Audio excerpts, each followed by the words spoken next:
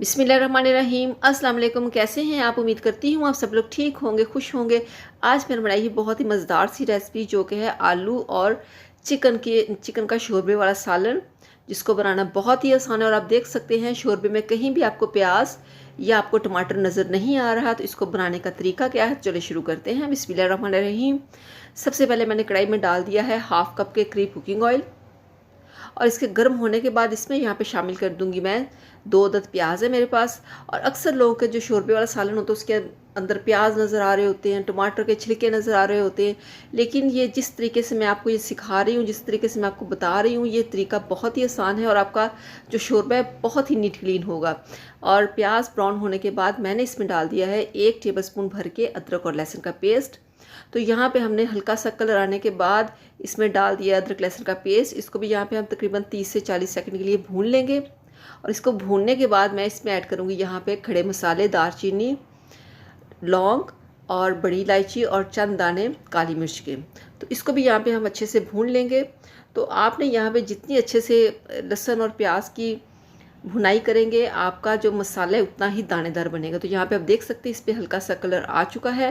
तो शामिल करूँगी यहाँ पे चिकन। मेरे पास है हाफ़ के जी चिकन, जिसको अच्छे से मैंने धो के टोकरी में डाल दिया था, ताकि इसका जो एक्स्ट्रा पानी है वो बिल्कुल ड्राई हो जाए, ताकि हमें भूनने में आसानी हो। तो यहाँ पे हमें चिकन को इतना भूनना है कि जो चिकन है वो भी अच्छे से उसका कलर आ जाए, उसके अंदर जो स्मेल है, जो पानी है, बिल्कुल ड्राई हो जाए। तो इस तरह से आपका जो मतलब सालन का शोरबा होगा वो बहुत ही क्रीमी और बहुत ही मज़े का बनेगा। तो इसकी हमने यहाँ पे भुनाई की है तकरीबन 5 से 6 मिनट के लिए। तो इसके बाद यहाँ पे शामिल करूँगी मैं 2 अदद टमाटर है मेरे पास छोटे साइज़ के, वो मैंने इसमें ऐड कर दिए। तो साथ ही जाएंगे इसमें पाउडर मसाले। 1 टेबलस्पून मैंने इसमें डाल दिया लाल मिर्च का पाउडर, और हस्बे ज़ायका थोड़ी सी मैंने इसमें हल्दी ऐड कर दी है। और हाफ़ टेबलस्पून इसमें जाएगा नमक का, और हाफ़ टेबलस्पून इसमें जाएगा खुश्क धनिया पाउडर। और थोड़ा सा पानी ऐड कर दूँगी इसमें, ताकि जो हमारे पाउडर मसाले हैं वो जले ना, क्योंकि हमने इसकी यहाँ पे करनी है 5 से 6 मिनट भुनाई, ताकि जो टमाटर हैं वो भी अच्छे से सॉफ्ट हो जाएं और जो प्याज हैं वो भी बिल्कुल दानेदार से हो जाएं। तो इसको यहाँ पे हमने तकरीबन 5 से 6 मिनट लाजमी आपने यहाँ पे इसकी भुनाई करनी है, ताकि जो आपका शोरबा है वो बहुत ही लजीज और बहुत ही जायके वाला बने। तो यहाँ पे आप देख सकते हैं जो हमारा मसाला है वो माशाल्लाह बिल्कुल दानेदार सा लग रहा है। तो साथ ही यहाँ पे शामिल करूँगी आधा किलो मेरे पास आलू है, जिसको मैंने काट लिया था। आप अपने मुताबिक काट सकते हैं, छोटे बड़े जैसी आपकी मर्ज़ी, जिस तरह से आपको पसंद हो। तो इसकी भी हमने यहाँ पे भुनाई करनी है तकरीबन 3 से 4 मिनट। तो इस तरह से अगर आप इसकी भुनाई अच्छे से करेंगे तो आपका जो शोरबे वाला सालन, उसके ऊपर बिल्कुल भी प्याज नहीं तैरेगा और ना ही टमाटर के छिलके होंगे। तो यहाँ पे ऐड करूँगी मैं सब्ज़ मिर्च। सब्ज़ मिर्च मैंने इसलिए यहाँ पे ऐड की है क्योंकि इसका जो अरोमा है वो शोरबे में बड़ा अच्छा आएगा। तो यहाँ पे मैं इसमें ऐड करूँगी तकरीबन 1.5 गिलास पानी।